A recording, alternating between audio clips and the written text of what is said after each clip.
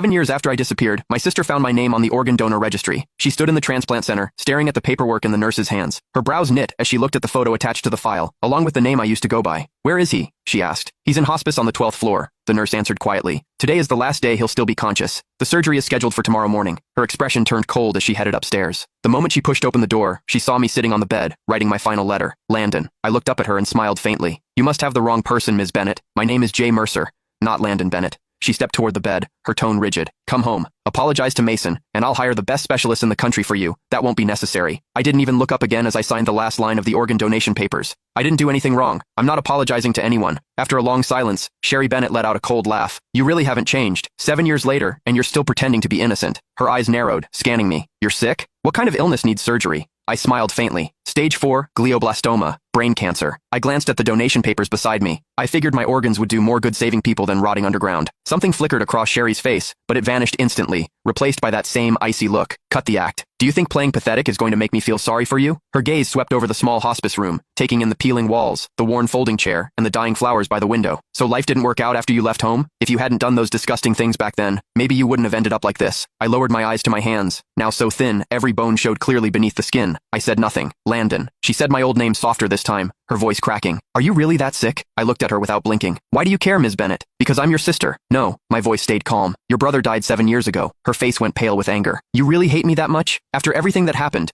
Are you seriously pretending you weren't the one who enough?" I cut her off. "You didn't come here to dig up the past. Say what you actually came to say." She opened her mouth, then hesitated, completely speechless. I gave a soft laugh. "Let me guess. Mason needs a new liver, doesn't he?" Sherry didn't answer. She didn't have to. The way her eyes avoided mine told me everything. I leaned back against the hospital bed, laughing under my breath. "So, that's it. After 7 years, he finally remembered he had an older brother. Today, you came here to ask for my liver?" "Not ask," she corrected sharply. "It's your duty. You agreed to donate before, and Mason needs you again now. He's your brother." I stared at her, amused by how ridiculous she sounded. "Sherry, when you kicked me out 7 years ago, why didn't you remember I was his brother then?" "That was your own fault," she snapped. "If you hadn't done those horrible things to Mason, if you hadn't framed him, I never would have kicked you out." Her voice shook with fury. "You're still lying. Still acting innocent. You think disappearing for 7 years erased what you did?" I slowly closed my eyes as numbness spread through my chest. Even now, she never doubted him. To her, I was always the villain. "Please leave. I need to rest." She grabbed my shoulder hard enough to hurt. "Listen carefully. Mason needs your liver." I opened my eyes, looking at her calmly. "Then he can wait for someone else. My organs are already promised to strangers." Her whole body shook with anger. "How can you be so heartless? Mason saved my life back then.